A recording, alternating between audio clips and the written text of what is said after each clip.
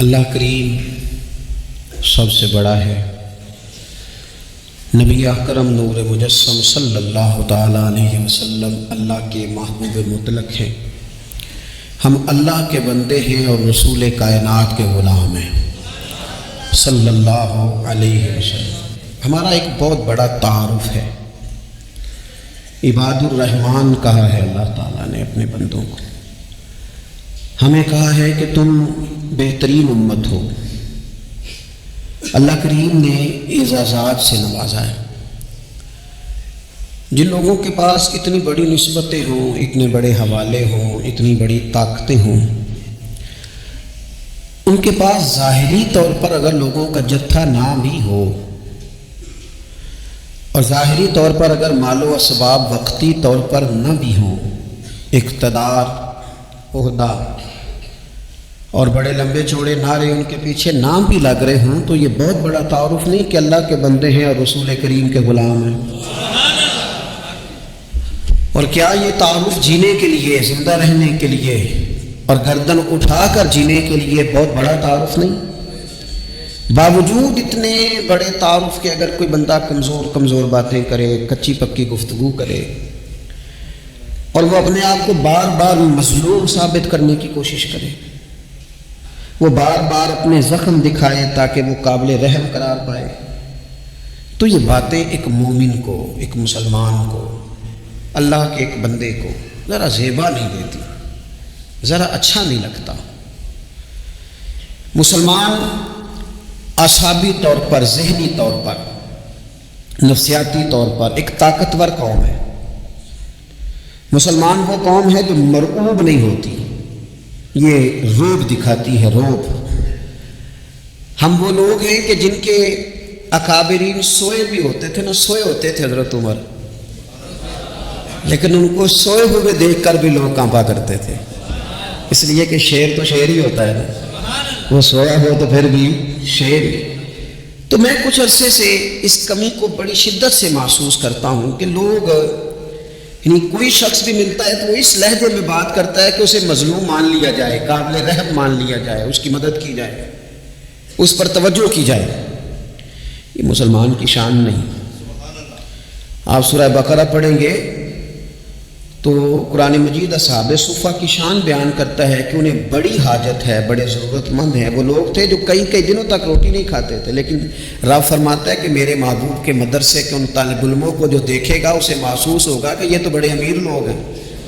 کیوں محسوس ہوگا؟ لا یسألون الناس الحافا، یہ لوگوں سے لپٹ کر سوال نہیں کرتے، کشکول طلب نہیں دراز کرتے، یہ اپنے پردے کو قائم رکھتے ہیں۔ خودداری، عزت نفس، وقار، خودی ہمارے ہاں تیزی سے ان چیزوں کا آج جو ہے وہ یوں محسوس ہوتا ہے جیسے قحط ہو گیا ہے۔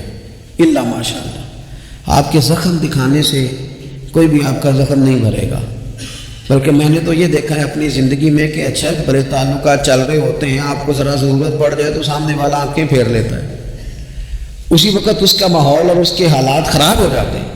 اس لیے اپنا سارا بھروسہ، اپنی ساری توجہ، اپنی سوچوں کا مکمل مدار صرف اللہ رسول کی ذات کو بنائیں، اور اس انداز میں بنائیں کہ کون دیتا ہے دینے کو تو چاہیے، دینے والا ہے سچا ہمارا نبی۔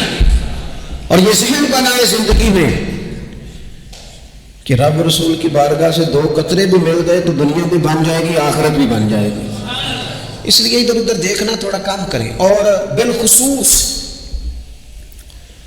آج اپیل کروں گا، استاد اپنے شاگردوں کو، پیر اپنے مریدوں کو، باپ اپنی اولاد کو بڑی بڑی باتوں کا سبق پڑھائے، بڑی بڑی باتوں کا۔ اقبال نے شکوہ کیا، اقبال کہنے لگے شکایت ہے مجھے یا رب خدا بندان مکتب سے، یہ جو انہیں کہتے ہیں کہ جناب پڑھ جاؤ گے تو روٹی اچھی ملے گی، یہ انہیں کہتے ہیں پڑھ جاؤ گے تو کار میں بیٹھو گے، پڑھ جاؤ گے تو کوٹھی بنا لو گے، یہ کیا سبق پڑھا رہے ہیں بھلا؟ ان کو تو تم بڑے باتیں بتاؤ، انہیں کہو پڑھو گے تو دنیا میں حضور کے دین کا انقلاب برپا کرو گے، تم ان کہو کہ تم پڑھو گے تو تم ایک پورا ملک چلاؤ گے، تم انقلاب برپا کرو گے، اٹھ پا کمر کیوں ڈرتا ہے، پھر دیکھ خدا کیا کرتا ہے۔ اقبال کہنے لگے یہ تم کیا سبق پڑھا رہے ہو کہ روٹی سے ہی مل جائے گی، چندہ اکٹھا کرنے کا طریقہ آ جائے گا؟ کہنے لگے شکایت ہے مجھے یا رب خداوندان مکتب سے، سبق شاہی ہے اور بچوں کو دے رہے ہیں خاک بازی کا، اڑنے والی تعلیم تھی اور یہ انہیں ریگنے کا سبق پڑھا رہے ہیں۔ تگڑی تگڑی باتیں بچوں کو سکھاؤ، تگڑی تگڑی۔ یہ پھر سارے نہ ڈھونڈتے پھرے کہ وہ فلانا جو ہے نا چاچا امیر ہے تو ماموں امیر ہے تو فلانی خالہ بار ہے تو فلانا ذرا مہربان، کوئی بھی نہیں مہربانی کرتا۔ مہربانی جب بھی کرتا ہے یا خدا کرتا ہے یا مدینے والے محمد مصطفیٰ کرتے ہیں۔ اپنی توجہات کبھی بچوں کو دیکھیں، حضرت لقمان اپنے بیٹے کو کیا کہتے ہیں؟ کہتے ہیں یا بنی اقم الصلاۃ وامر بالمعروف وانہی عن المنکر۔ حضرت لقمان اپنے بیٹے کو سمجھاتے ہیں، کہتے ہیں اے بیٹا نماز قائم کرنا، لوگوں کو بھلائی کا حکم دینا، برائی سے منع کرنا، وَاصْبِرْ عَلَىٰ مَا أَصَابَكَ، اور جب مصیبت پہنچے تو صبر کرنا، ادھر ادھر رونا دھونا نہ کرنا، نماز پڑھنا، بھلائی کا حکم دینا، برائی سے منع کرنا، اور اگر کوئی مصیبت پہنچے تو اس پر صبر کرنا۔ کتنے کام ہو گئے؟ 4۔ ایک نماز پڑھنی ہے، ایک بھلائی کا حکم دینا ہے لوگوں کو، ایک برائی سے، اور اگر کوئی مشکل آئے تو کیا کرنا ہے؟ ان ذالک من عزم الامور۔ فرمایا بیٹا یہ بڑی ہمت والے کام ہیں، ہمت والے کام کرنا، ہمت والے، طاقتیں اپنی قائم رکھنا، کمزور نہ پڑنا، لوگ تمہارے آنسو نہ دیکھیں، کوئی تمہیں تڑپتا نہ دیکھے۔ چھوٹا چھوٹا زخم لے کر لوگ سگنل پہ کھڑے، چھوٹی چھوٹی مجبوریاں لے کر لوگ مانگنے کے لیے دروازوں پر کھڑے ہیں۔ امت مسلمہ کا یہ مزاج نہیں، یہ وقار نہیں، یہ انداز نہیں، ہم تو بانٹنے والے لوگ۔ چلے مشکل آ جاتی ہے، زندگی میں ضروریات پڑ جاتی ہیں، قرضہ صحابہ بھی لے لیا کرتے تھے، لیکن یہ جو لہجے آج ہم نے اختیار کر لیے، کمزور ہو جانا، کچا پڑ جانا، غریبی کا رونا رونا، یہ انداز اہل ایمان کا۔ بچوں کو طاقتور ہونا چاہیے۔ میرے نبی کریم صلی اللہ تعالیٰ علیہ وآلہ وسلم نے نا ارشاد فرمایا، ایسا نہیں ہے کہ کوئی بندہ کمزور ہے تو وہ ناپسندیدہ ہے، یہ نہیں فرمایا کہ جو بزدل ہے تو وہ بڑا کوئی کٹا ہوا آدمی ہے، لیکن حضور فرماتے ہیں، صحیح مسلم میں حدیث موجود ہے، حضور فرمانے لگے طاقتور مسلمان نا اللہ کی نظر میں بزدل مسلمان سے زیادہ پیارا ہے۔ طاقتور ہے نا، اس کی شان زیادہ ہے، یہ جو با ہمت ہے، با حوصلہ ہے، جس کے اعصاب مضبوط ہیں، یہ رب کریم کی بارگاہ میں باوقار ہے، اللہ کے حضور اس کی قدر ہے۔ اور حضور علیہ الصلوۃ والسلام صحابہ کو دعائیں سکھایا کرتے تھے، اور تعلیم امت کے لیے خود بھی حضور وہ دعا فرمایا کرتے تھے، کہتے تھے اے اللہ بزدلی سے بچا، کنجوسی سے بچا، اے اللہ اس بڑھاپے سے بچا جو انسان کو بڑا پریشان کر دے۔ حضور دعائیں مانگا کرتے تھے۔ دیکھیں بیمار انسان ہو جاتا ہے، اگر وہ سوچے نا رب کی طرف سے ہے تو پھر بیماری کا لوگ بڑا مزہ لیتے ہیں، کیونکہ جب بندہ بیمار ہوتا ہے تو نفسانی خواہشات ساری ختم ہو جاتی ہیں۔ اور میں اکثر دوستوں سے کہتا ہوں کہ بعض چیزیں ایسی ہیں جو وجد میں لے آتی ہیں بندے کو، اگر وہ غور کرے تو۔ آپ یہ حدیث پاک سنیں، حضور علیہ السلام نے فرمایا بیمار کے ساتھ ضد نہ کرو کہ ضرور کھا، ضد نہ کرو، اس لیے کہ اللہ اسے کھلا بھی دیتا ہے پلا بھی دیتا ہے۔ اب جب کسی کو پتہ چلے کہ میں بیمار ہوں تو رب مجھے کھلا پلا رہا ہے تو مجھے بتائیے بیماری کتنی پیاری لگے گی، بیماری میں کتنا سرور آئے گا۔ پھر تو انسان ہمیشہ چاہے گا کہ مجھے وہ چیزیں ملے جو مجھے اللہ تبارک و تعالیٰ کی بارگاہ کے قریب کر دیں۔ دوسری بات یہ ہے کہ میدان میں جب انسان اترتا ہے نا تو اسے ایک بات اپنے ذہن میں رکھنی چاہیے کہ جیت اور ہار یہ اللہ تعالیٰ کے دست قدرت میں ہے، لیکن جب وہ لڑے تو جیتنے کے لیے لڑے۔ ہمارے ہاں نا بہت سارے لوگ لڑنے سے پہلے ہی ہارے ہوئے ہوتے ہیں، میدان میں نکلنے سے پہلے ہی وہ کمزور باتیں کر رہے ہوتے ہیں، ابھی سفر شروع نہیں ہوتا، وہ کہہ دیتے ہیں نہیں جناب آپ کی بات تو ٹھیک ہے پر کیسے ہوگا، کیوں کر ہوگا، لوگ تو آج کل چلتے ہی نہیں، بڑے مسئلے خراب ہیں۔ اور پھر کچھ لوگ ایسے ہیں جن کی باتیں سن کر بندے بیک ڈیر لگا لیتے ہیں، اور میں نے دیکھا باتیں کرنے والے وہی رہتے ہیں اور کام کرنے والے کہاں سے کہاں چلے جاتے ہیں۔ یہ یقینی نہیں کہ جیتیں گے، لیکن جب میدان میں اترے نا تو پھر ہمیشہ جیتنے کے لیے اترے۔ کوشش کریں کہ میں نے اس انداز میں نکلنا ہے کہ میں نے نہ جیتنا ہے۔ حضرت مولا علی شیر خدا کرم اللہ تعالیٰ وجہ الکریم سے کسی بندے نے پوچھا حضور آپ ہر میدان میں کامیاب کیوں رہتے ہیں؟ فرمانے لگے جیت ہار تو رب کریم کے دستے قدرت میں ہے، لیکن جب میں اترتا ہوں نا میدان میں تو میں دشمن دیکھ کے پہلے ہی فیصلہ کر لیتا ہوں کہ میں نے اس کے پیٹ پہ خنجر مارنا ہے کہ گلے پہ، میں جیتنے کے لیے میدان میں اترتا ہوں۔ تو آپ دیکھ لینا دیواریں ہلتی رہتی ہیں اور در کانپ جاتا ہے، علی کا نام سن کر اب بھی خیبر کانپ جاتا ہے۔ کیوں کہ کہتے ہیں میں ذہن بنا لیتا ہوں کہ میں اسے کاٹ کے لاؤں گا، میں ڈرتا اور سہمتا ہوا میدان میں نہیں اترتا۔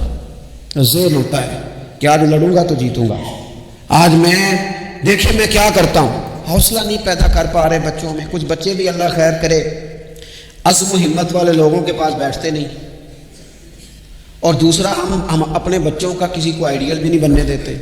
بچے کسی کا نام لیتے ہیں تو ہم کہتے ہیں پتر چاٹ پر آ، یہ دور ہی نہیں ہے۔ ہم کوئی ایسا ذوق، کوئی مزاج، کوئی طبیعت پیدا ہی نہیں ہونے دیتے۔ کچھ آنے والی نسل کا مزاج ہے کہ وہ اٹھنا نہیں چاہتی، بیٹھنا نہیں چاہتی، چلنا نہیں چاہتی، وہ چاہتی ہے میں لیٹی رہوں، موبائل میرے ہاتھ میں رہے، باقی سارے کام ریموٹ کنٹرول ہو۔ جب انسان دیکھیں نا، ایک ڈاکٹر صاحب کے پاس ایک دفعہ میں گیا تو ایک مریض کو وہ سمجھا رہے تھے، اسے کہہ رہے تھے کہ تو تھوڑی ورزش بھی کیا کر، تھوڑی ورزش بھی کیا کر، اور ساتھ انہوں نے بڑی اچھی بات کی، کہنے لگے اللہ تعالیٰ نے نا جسم میں جوڑ بنائے ہیں، یہ گھٹنے ہیں، یہ کونیاں ہیں، اللہ نے جوڑ بنائے ہیں، اسی لیے تو بنائے تھے کہ تھوڑی ان کو حرکت بھی دی جائے، لیکن اگر آپ ان جوڑوں کو حرکت ہی نہیں دیں گے تو یہ تو زانگا لود ہو جائیں گے۔ تو کام زندگی میں عزم کے ساتھ، ہمت کے ساتھ، اور سب سے بڑی مضبوطی یہ ہے کہ آپ یہاں سے مضبوط ہوں، آپ اعصابی طور پر مضبوط ہوں۔ یہ جو کمزوری ہے نا، ذہنی کمزوری، میں نہیں پسند کرتا کہ مطلب خواتین بچوں کو اس لیے ڈرائیں کہ بیٹا او ہو بلی آ رہی ہے، وہ بلی کیا ہوتی ہے جی؟ لیکن جو خواتین آج بھی بچوں کو بلی سے ڈرائیں گی، اچھا اس کو ڈرا بلی سے رہی ہوتی ہیں اور ساتھ کہہ رہی ہوتی ہیں ماما کا شیر، جی آپ کا شیر بلی سے ڈرتا ہے، یہ اماں کا شیر بلی سے ڈر رہا ہے، آپ نے اسے بلی سے ڈرا دیا اور نام شیر رکھ دیا ہے۔ یہ کیسا شیر ہے کہ جو بلی آتی ہے تو بھاگ جاتا ہے؟ یہ ماحول مطلب متضاد ہے۔ یہ کاکروچ دیکھ کر چیخیں مارنا نا، یہ برگر فیملی ہونے کی علامت ہے۔ چھپکلی دیکھ کر نا چیخیں مارنا، یہ امیر گھروں کی علامت ہے، پڑھے لکھے لوگوں کی علامت۔ یہ کیا مذاق ہے؟ جو قوم چھپکلی سے ڈرتی ہے، کاکروچ سے ڈرتی ہے، اور جو لوگ کہتے ہیں اوہ یہ جناب یہ تو اندر میرے وہ آ گیا ٹوکا تو یہ کھا جائے گا، تو یہ قوم انقلاب برپا کرے گی، یہ میدانوں میں نکلے گی۔ بڑے خوبصورت انداز میں ویڈیو بنا کے تو اس کو شیئر کیا جاتا ہے کہ وہ جی قربانی والے دن بکرا ذبح ہو رہا تھا تو بچہ رو پڑا۔ کیا بات کرتے ہیں آپ؟ یہ جہاد کرے گا بچہ کل کو جو بکرے ذبح ہونے پہ روتا ہے؟ اعصابی مضبوطی، ذہنی طور پر مضبوط کب ہوتی ہے؟ جب انسان اخلاقاً مضبوط ہوتا ہے، اس کی طبیعت وزادار ہوتی ہے، اس کا مزاج اسے مضبوط کرتا ہے۔ آپ ایک حدیث دیکھیں، ترمذی میں موجود ہے، حضور علیہ الصلوۃ والسلام نے فرمایا جب اللہ تعالیٰ نے زمین کو پیدا کیا تو زمین ہلنے لگی، تو اللہ نے پہاڑوں کو میخیں بنا کر، قلعے بنا کر زمین میں لگا دیا تو زمین ٹھہر گئی۔ فرشتے فوراً عرض گزار ہوئے کہ مالک تیری سب سے طاقتور مخلوق یہ پہاڑ ہے؟ فرمایا نہیں، لوہا جو ہے نا وہ پہاڑوں سے بھی طاقتور ہے، کیونکہ لوہا پہاڑ کو کاٹ دیتا ہے۔ یا اللہ پھر لوہا سب سے طاقتور ہے؟ فرمایا نہیں، آگ اس سے بھی طاقتور ہے۔ کیا آگ سب سے طاقتور ہے؟ تو فرمایا نہیں، پانی بھی ہے۔ کیا پانی طاقتور ہے؟ فرمایا ہوا بھی ہے، جو پانی کا رخ پھیر دیتی ہے۔ مسلمانوں خدا را اس سے بڑا ذوق نہیں ملے گا۔ میں طاقتور ہونے کا طریقہ بتا رہا ہوں۔ ہمارے یہاں لوگ سمجھتے ہیں کہ میں بولتا زیادہ ہوں اس لیے میں طاقتور ہوں، میرے پاس اسلحہ زیادہ اس لیے میں یہ دیکھو حضور نے بتایا طاقتور کون ہوتا ہے۔ یا رسول اللہ پتھر پہاڑ طاقتور ہے؟ تو فرمایا نہیں، ان پر تو لوہا ہے، لوہا طاقتور ہے، نہیں اس پر تو آگ ہے، آگ طاقتور ہے، نہیں اس پر تو پانی ہے، پانی طاقتور، اس پر تو ہوا ہے۔ تو حضور پھر مہربانی کریں بتائیں طاقتور کون ہے؟ تو یہ دیکھو نا، یہ یاد رکھو نا، یہ کائنات کے سب سے بڑے حکمت والے محبوب کی بات یاد رکھو نا۔ حضور فرمانے لگے سب سے زیادہ طاقتور وہ مومن ہے جو سیدھے ہاتھ سے صدقہ دیتا ہے اور دوسرے کو پتہ بھی نہیں لگنے دیتا۔ اس ہاتھ سے صدقہ دیا اور اس ہاتھ کو پتہ، جس میں یہ اخلاقی طاقت آ جائے نا کہ اللہ کے راستے میں دیکھ کر پھر اسے چھپانا آ جائے، وہ بڑا طاقتور آدمی۔ میں یہ سب سے بڑا طاقتور ہے جس نے اپنے رب سے راز نیاز شروع کر لیے، اللہ کے راستے میں دیتا ہے، پھر کسی کو خبر ہو۔ یہ کون سی طاقت ہے؟ یہ روحانی طاقت ہے، یہ اخلاقی طاقت ہے، یہ کردار کی طاقت ہے، یہ سوچوں کی طاقت ہے، یہ آپ کے مزاج کے بلند ہونے کی طاقت ہے۔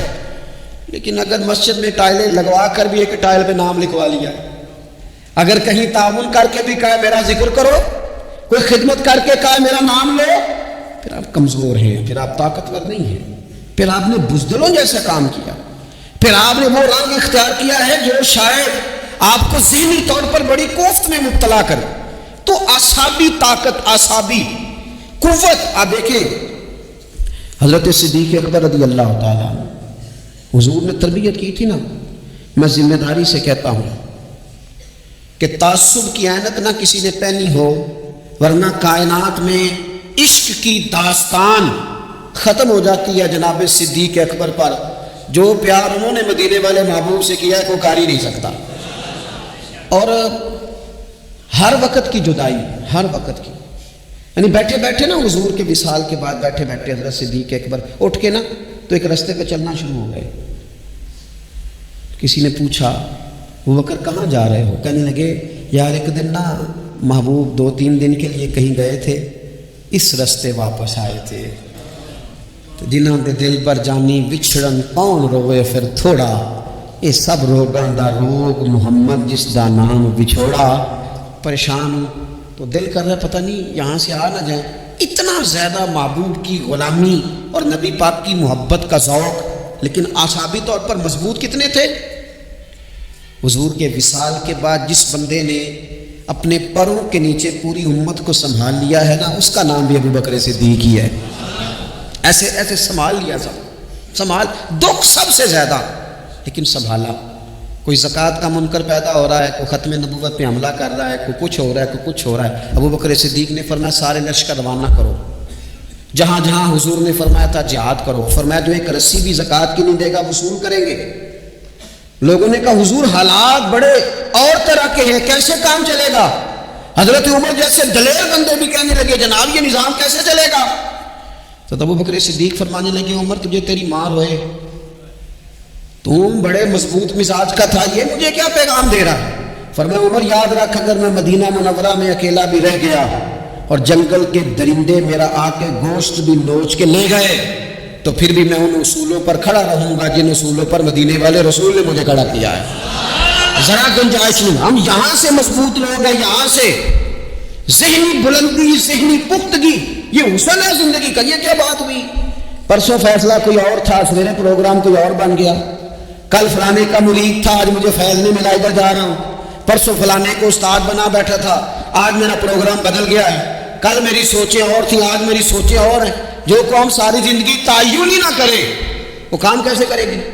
جو رستے کا آغاز ہی نہ کرے وہ منزل پر کیسے پہنچے گی؟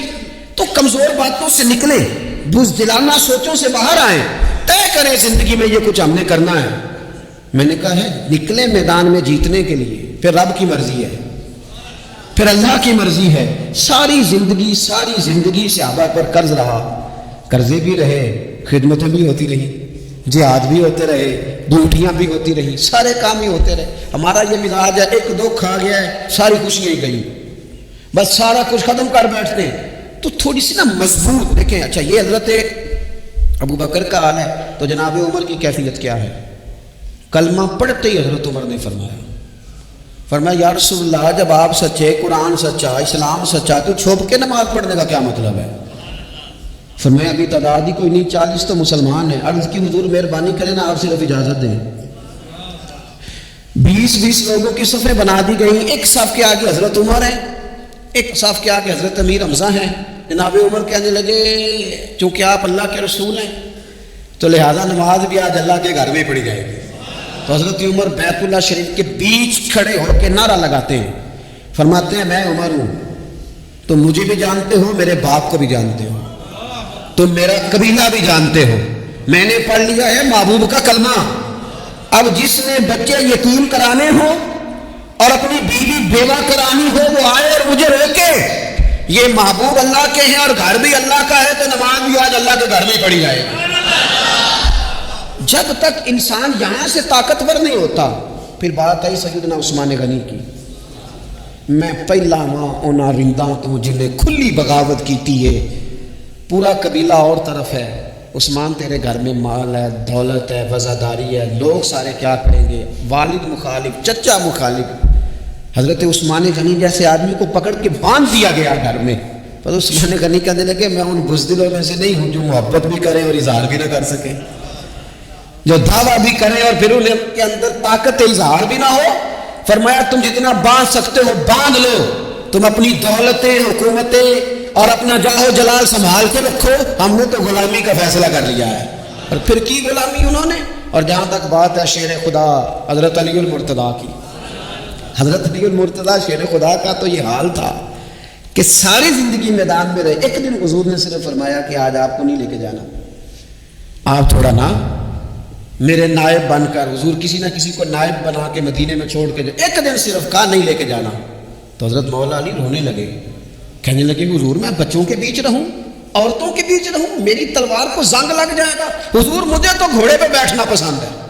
اچھا میں آپ کو ایک اور بات بھی عرض کروں، پہلے بھی میں نے کہا تھا پھر کہتا ہوں، کچھ لوگ پڑھے لکھے ہوتے ہیں بہادر نہیں ہوتے۔ حضرت علی کے علم کا بھی کمال عروج پہ اور بہادری بھی پورے عروج پہ۔ زندگی نا بہادر لوگوں کی ہوتی ہے۔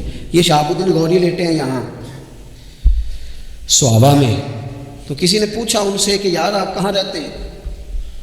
کہنے لگے میں گھوڑے کی پشت پہ ہوتا ہوں، ہمارے بچے بڑی سونی فوٹو بناتے ہیں، ان سے پوچھیں آج کل آپ کیا کرتے ہیں تو کہتے ہیں موبائل چلاتے ہیں۔ آپ کیا کرتے ہیں؟ فوٹو کھینچتے ہیں۔ آپ کیا کرتے ہیں؟ کہتے ہیں وہ نا مجھے ایسا عجیب مسئلہ ہے موبائل کا کہ بچوں کی نا مطلب میں کئی دفعہ سوچتا ہوں کہ اگر انہیں کچھ 4 گھنٹے موبائل سے علیحدہ رہنا پڑا نا تو ہو سکتا ہے کہ ان کو ڈاکٹر کو بھی دکھانا پڑ جائے، اتنی کو بری حالت ہو گئی۔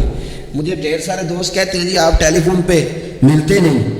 میں نے کہا میں پہلے ملا کرتا تھا جب تک لوگوں کی جیب میں موبائل تھا، جب سے لوگوں نے ہاتھ میں پکڑ لیا نا تو پھر تو ایک دن میں 100 نمبر ملتا ہے، تو پھر آپ کیسے موبائل پہ رہیں گے؟ پھر تو ایک ہی کام ہے، یا فون سنیں گے یا کوئی اور کام کریں گے۔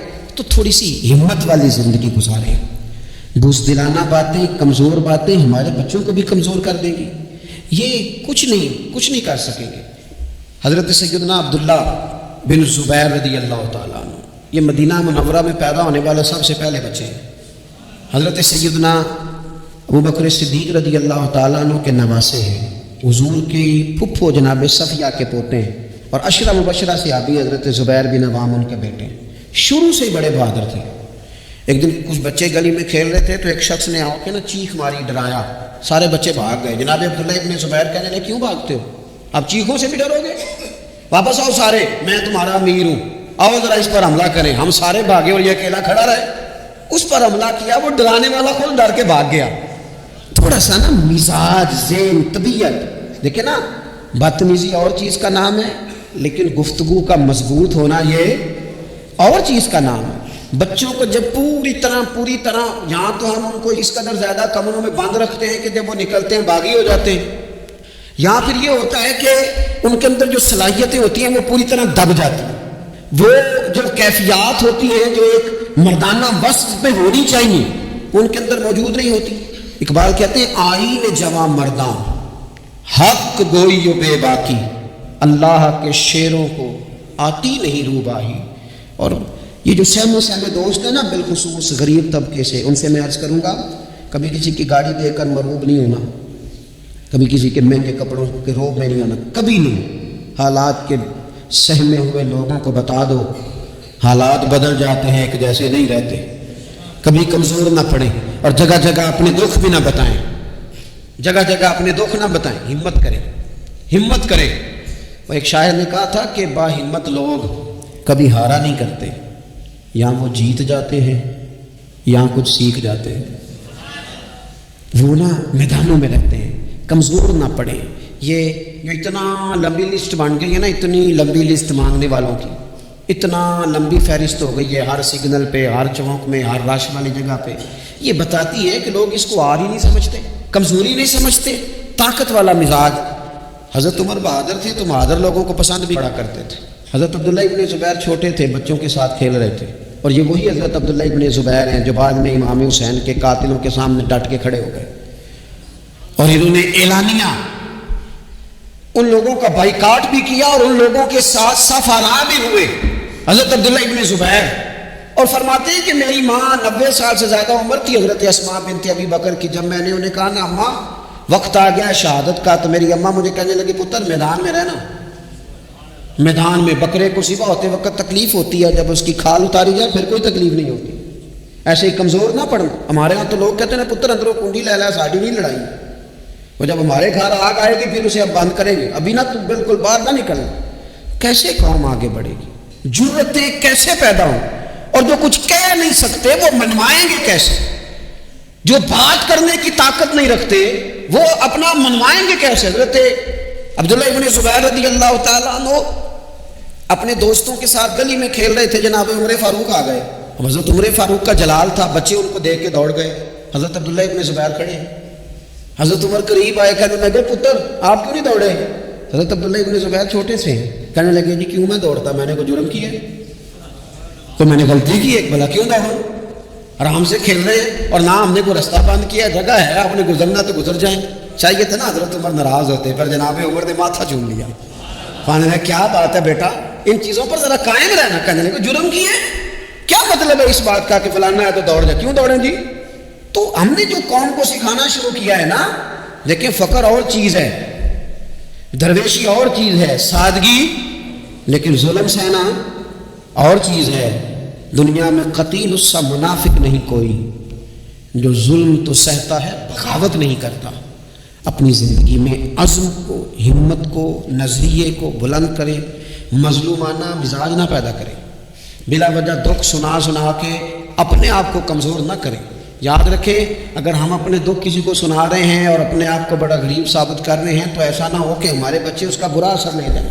خودداری سے جینا سکھائیں، عزت نفس سکھائیں، ہر وقت گھر کے اندر، کلاس کے اندر، اپنے دوستوں کی جمعیت کے اندر کمزور باتیں نہ کریں، رو دھو کے وقت نہ گزاریں، رونے سے بھی رات گزر جاتی ہے، ہنسنے سے بھی رات گزر جاتی ہے، ناشکری سے بھی دن بیت جاتا ہے، شکر سے بھی، لیکن بس بات اتنی ہے کہ شکر والوں کا ذرا صحیح بیت جاتا ہے، ہنسنے والوں کا ذرا صحیح بیت جاتا ہے۔ زندگی میں عزم کے ساتھ، ہمت کے ساتھ لوگ جس حال میں مرنے کی دعا کرتے ہیں، معاذ اللہ، لوگ جس حال میں مرنے کی دعا کرتے ہیں ہم نے اس حال میں جینے کی قسم کھائی ہے۔ اللہ تعالی ہمیں سمجھنے کی توفیق عطا کرے۔ آخر دعوانا الحمدللہ رب العالمین۔